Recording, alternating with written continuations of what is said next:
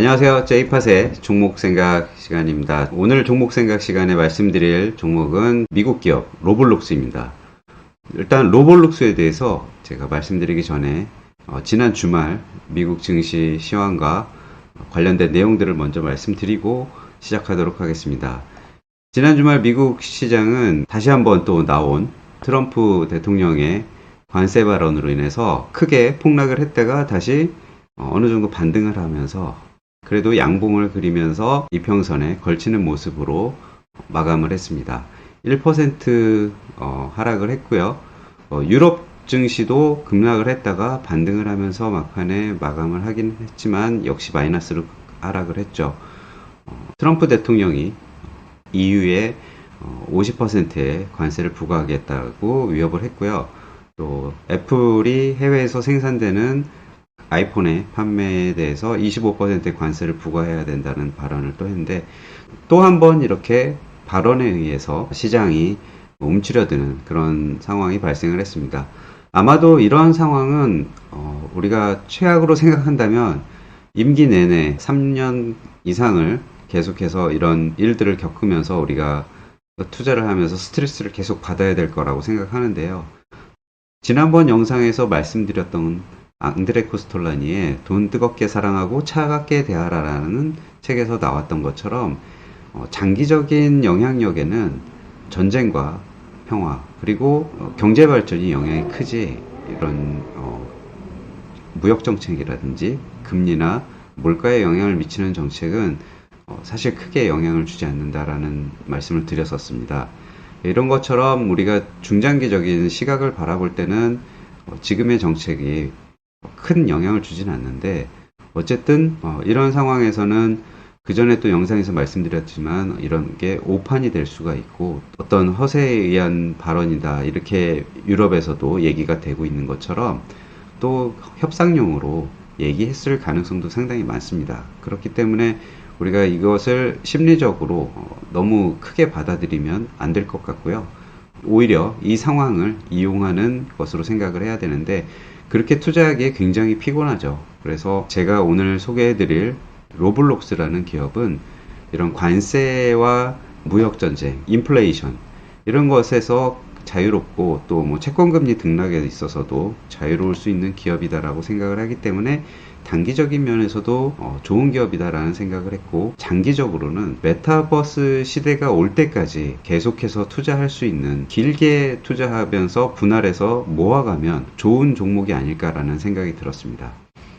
로블록스는 지난주 금요일 주가도 플러스로 마감을 했어요. 아마도 이런 모습을 보면 관세나 무역전쟁의 어떤 심리적 영향에서 자유로울 수 있는 엔터테인먼트류의 기업이기 때문에 단기적인 측면에서도 긍정적이지 않나라는 생각이 듭니다.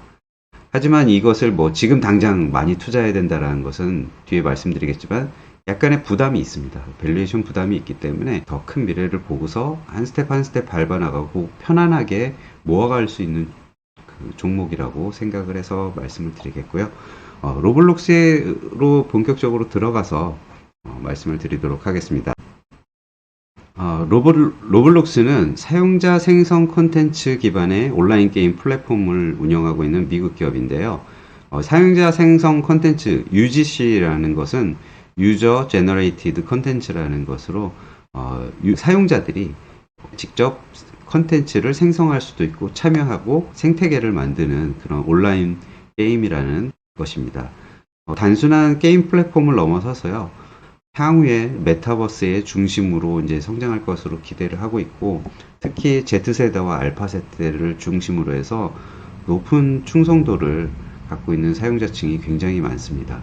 그래서 이런 Z세대와 알파 세대가 나이가 들어서까지 사용할 수 있는 그런 유저들을 갖고 있는 게임 플랫폼이다 라고 생각하는 것이 핵심적인 내용입니다. 기업 개요는 간단히 보시면 2004년 설립됐고 미국 캘리포니아주에 있습니다. CEO는 데이비드 바스추키고요. 시가총액은 약 550억 달러에 이르고 있습니다. 직원 수는 2,470명 정도 되고 주요 사업은 UGC 기반의 메타버스 서비스입니다. 로블록스의 사업 모델을 보시면 플랫폼 내 경제라고 할 수가 있는데요.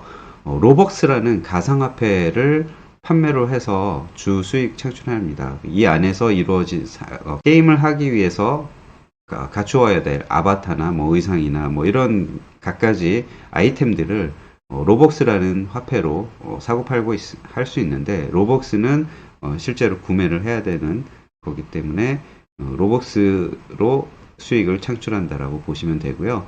또 이 안에서는 매출을 분배를 해주고, 또 아바타 아이템이 거래를 할 때 그 플랫폼 내 가상 아이템 판매 및 또 그거를 갖고 있는 사람이 또 다른 유저들한테 판매할 수 있는 2차 거래까지도 이루어져서, 그런 쪽에서 이루어지는 결제라든지 이런 걸 통해서 수수료 수익을 얻게 됩니다. 그리고 프리미엄 구독을 해서 월 정액제로 로벅스를 일정액씩 지급해 주면서 특별한 혜택을 주는 그런 프리미엄 구독도 있습니다.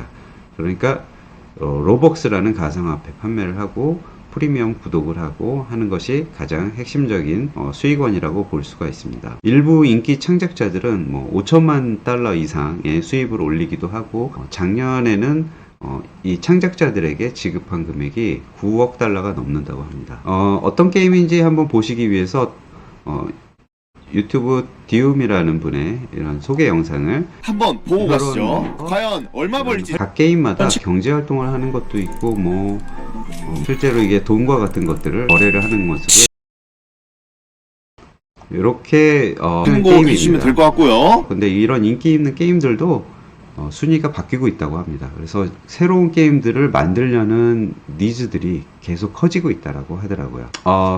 로블록스는 폭발적인 사용자 성장세를 기록을 하고 있습니다. 이게 그 메타버스라는 것 자체가 2021년에 그 코로나 시대에 반짝하면서 기업 가치가 굉장히 크게 성장하긴 했었지만, 그때는 버블이었기 때문에 줄어들었고, 실제로 사용자는 줄지는 않았습니다.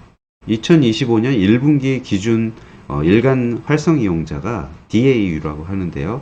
9,780만 명, 거의 1억 명 가까운 수준으로 전년 동기 대비해서 26% 증가를 했고요.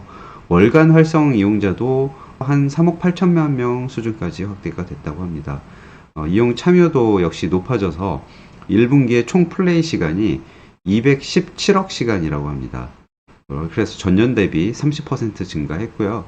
이용자당 일평균 이용 시간은 2.4시간으로서 로블록스에서 보내는 시간이 굉장히 높다라는 것은 한번 게임을 하면 이 정도까지 몰입을 한다라는 걸 볼 수가 있습니다. 왜 이게 어느 정도 인기가 있냐? 그래서 그 안에 여러 가지 게임이 있지만 그 안에서 인기 있는 게임들은 예를 들면 전 세계 누적 방문 수가 가장 많은 585억 명의 누적 방문 횟수를 기록한 브로크 헤븐이라는 게임이 있고요.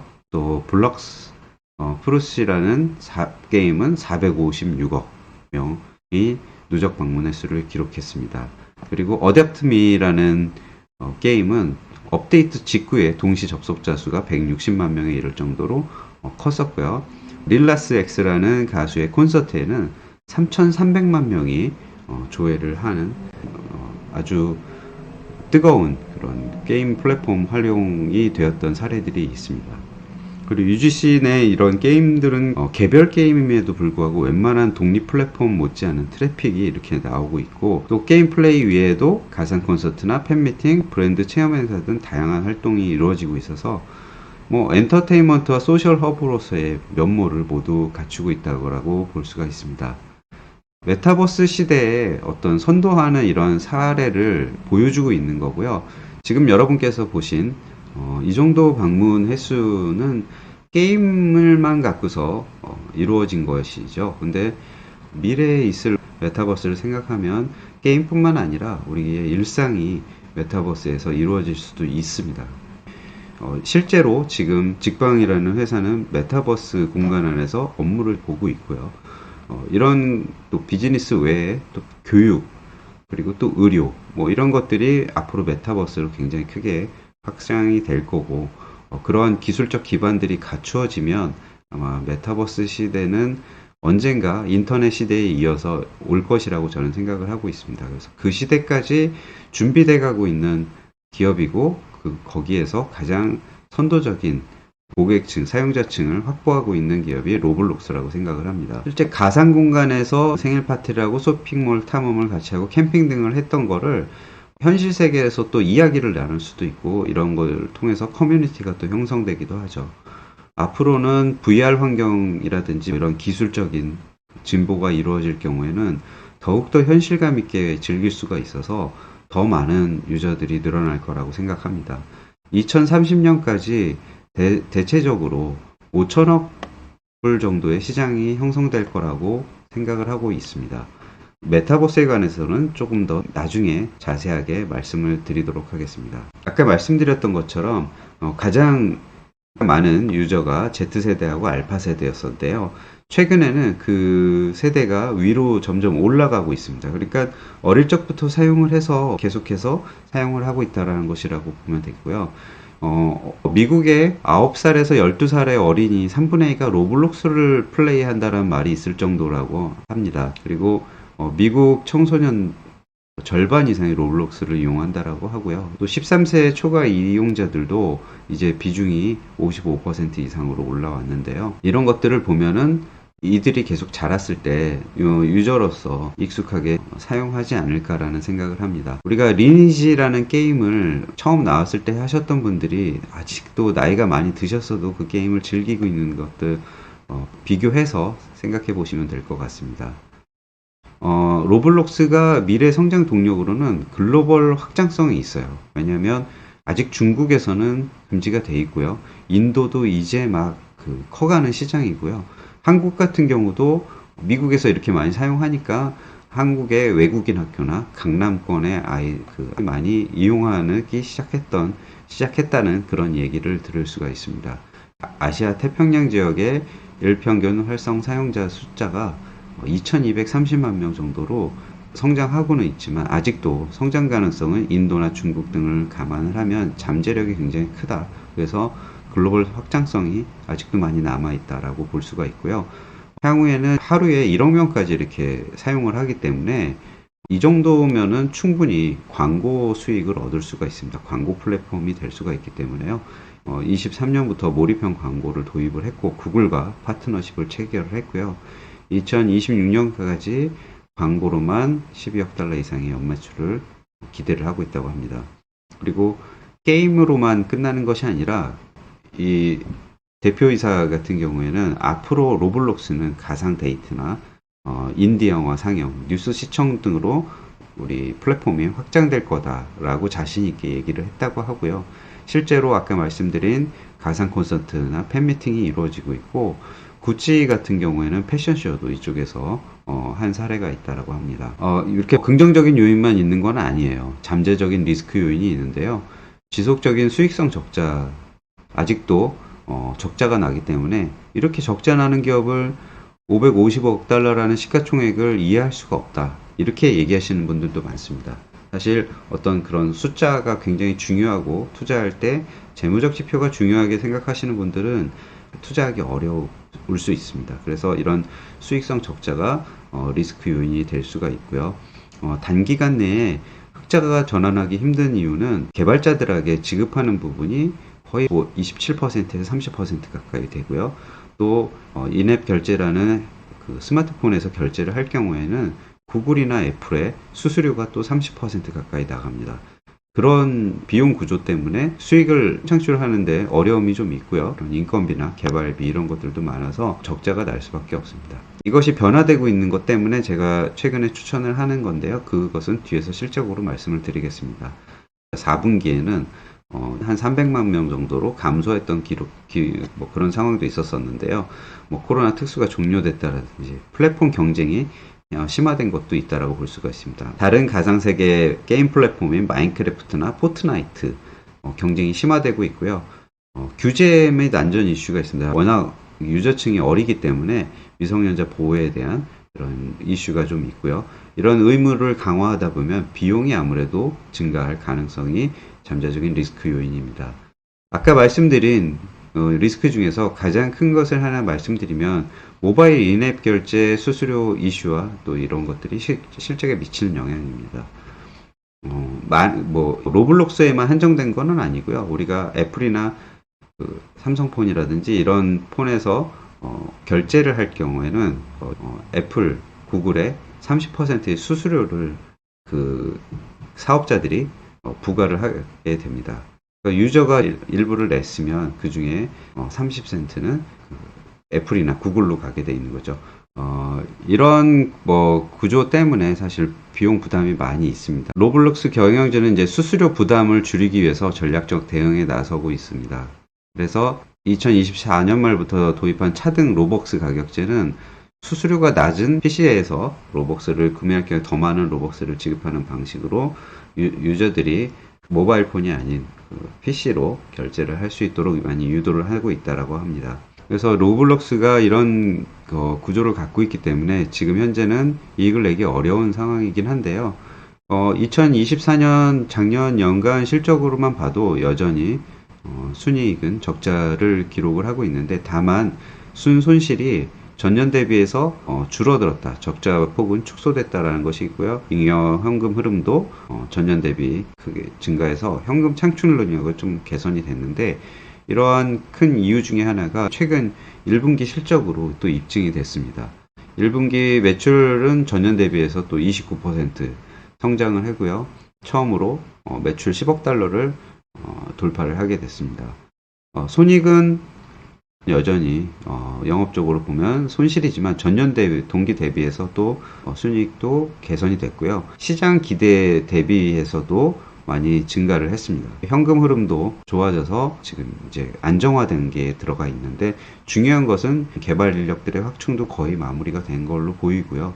추가적으로 들어가는 비용이 일정한 데 비해서 게임 유저들은 계속해서 증가하고 있고, 구독자들도 계속 증가하고 있기 때문에 매출이 증가하는데 비용은 고정이 되는 그런 상황이 되고 있어서 영업 레버리지 효과가 이제 나오기 시작하는 1분기의 모습을 좀 보여줬다라고 생각을 합니다.